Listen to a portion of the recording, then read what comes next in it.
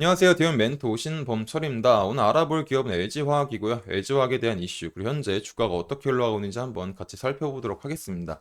지난 시간 동안 LG화학에 대해서 얘기했었던 거는 글로벌적인 석유화학 업황이 악화가 됨으로써 LG화학도 마찬가지로 피해를 입었다라는 점이었죠. 그리고 앞으로 사업에 대한 한계치가 있는 석유화학 부분은 정리를 했고 현재도 정리를 진행 중이다라는 거였습니다.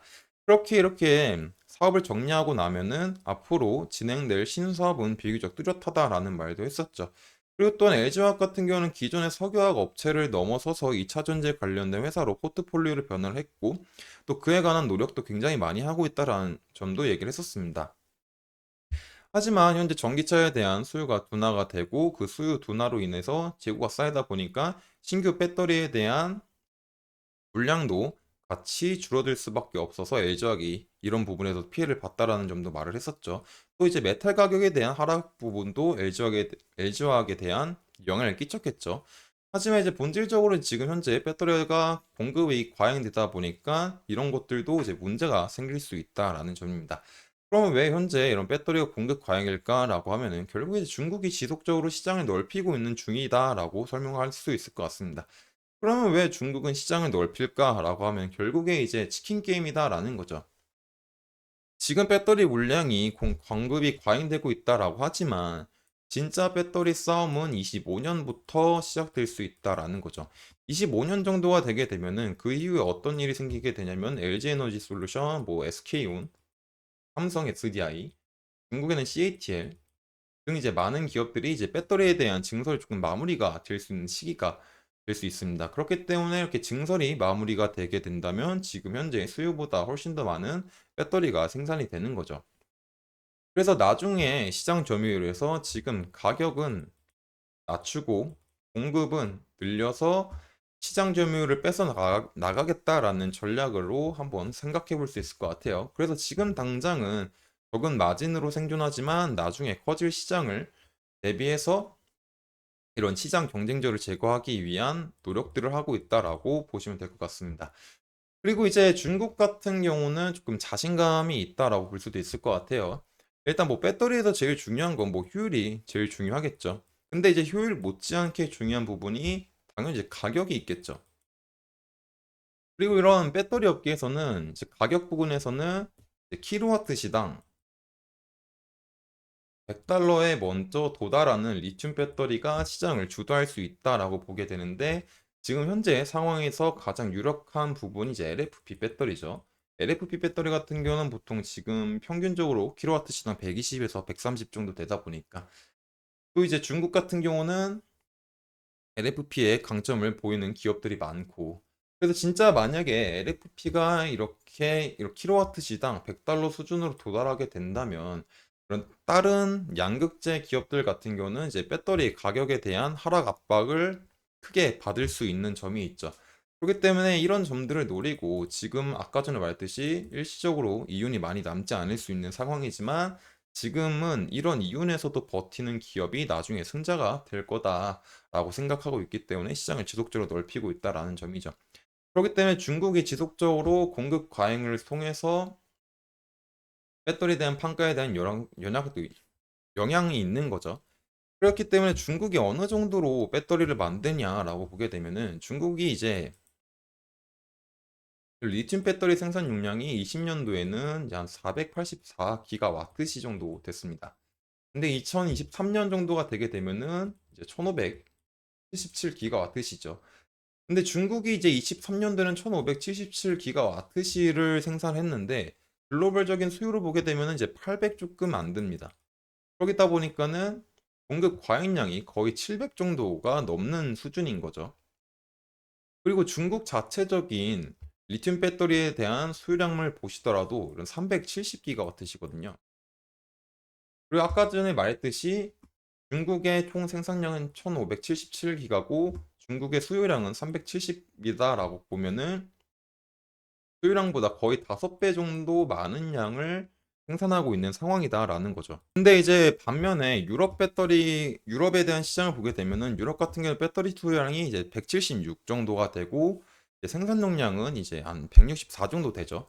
그러다 보니까 이런 수요 대비 공급량이 조금 부족한 상황이고 북미 같은 경우도 이제 수요량이 그렇게 많지 않습니다. 한 157이고 이제 생산용량이 한 80 정도 되다 보니까 수요 대비 생산량이 한 절반 정도 수준이죠.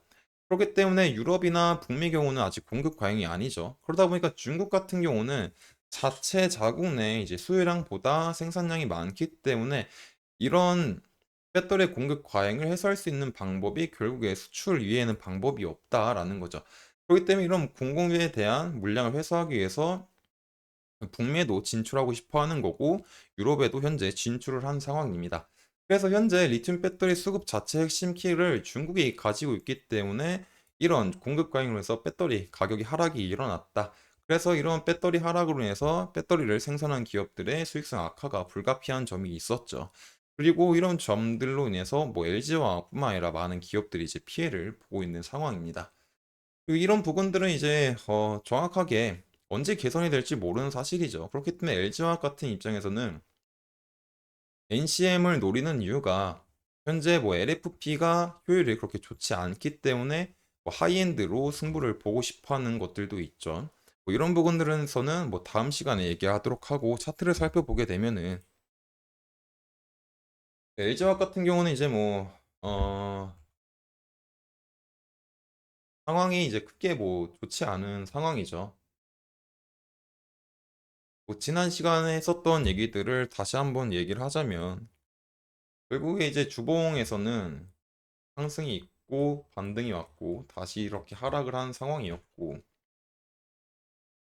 그리고 그 과정에서 어쩜 좀 지켜주면 좋았을 부분들이 이제 한 48만 원이면 좋았고 이게 아니었다라고 했을 때는 그래도 42만 원 부분들은 조금 지켜주면 좋지 않나라고 했었지만은 지금 현재 이제 39만 1,000원에 오늘 장이 마감이 됐는데 지금 이제 39만 1,000원 부근은 이제 거의 이제 19년도 가격이네요.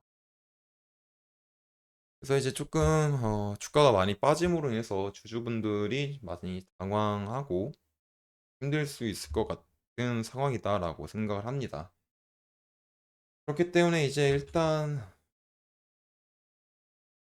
39만 원 부분들은 조금 지켜주면 좋지 않을까 생각을 하고 있는데 사실 LG화학 상황이 그렇게 좋다라고 말할 수 있는 상황은 아니기 때문에 방어를 해줄 수 있을지 없을지는 좀 상황을 지켜봐야 되지 않을까라고 생각을 합니다. 일봉에서만 봐도 태선이라고 불릴 수 있는 이제 60평선이 이제 하방으로 돌아가고 있고 그 과정에서 이제 단기 이평선들인 50, 20이 가파르게 하락을 하고 있다 보니까 어 지금은 그래서 이제 차트적으로 크게 할 얘기는 없을 것 같아요. 지금 당장은 이제 전에도 말했지만 LG화학은 지금 차트적으로 보기보다는 자체적인 업황이 조금 개선이 돼야 좋은 상황이 마련될 수 있지 않을까라고 생각합니다. 그리고 일단 현재도 수급 자체가 이런 2차 전지에 대한 회사들의 수급은 많이 빠지고 있는 상황이고 그 수급이 이런 반도체나 다른 로봇이나 이런 곳들로 가고 있는 상황이기 때문에 상황을 조금 지켜봐야 되지 않을까라고 생각을 합니다. 그래서 별다른 차트적인 수는 없을 것 같고요. 그렇기 때문에 이제 앞으로 LG화학이 어떤 방향으로 나아갈 건지 봐야 되겠죠. 그리고 특히 이제 배터리 부분에서는 LG화학 자회사인 LG에너지 솔루션이 현재 조금 노력을 많이 하고 있습니다. 그렇기 때문에 다음 시간에는 LG에너지 솔루션이 어떤 노력을 하고 있는지 간단하게 말하는 시간을 가져보도록 하고 계속적으로 이제 앞으로 할 얘기들은 전기차 시장이 어떤지를 조금 말할 것 같아요. 주간의 이슈가 어떤 이슈들이 있는지 그러면서 배터리의 상황이 좋아지고 있는지 안 좋아지고 있는지를 이제 판단을 해야 될 것 같습니다. 그렇기 때문에 이런 부분들에서 얘기를 계속 할 거니까 LG화학에 관심 있으신 분들은 제 영상을 시청해 주시면 감사하겠습니다. 이상 대연 멘토 신범철이었습니다.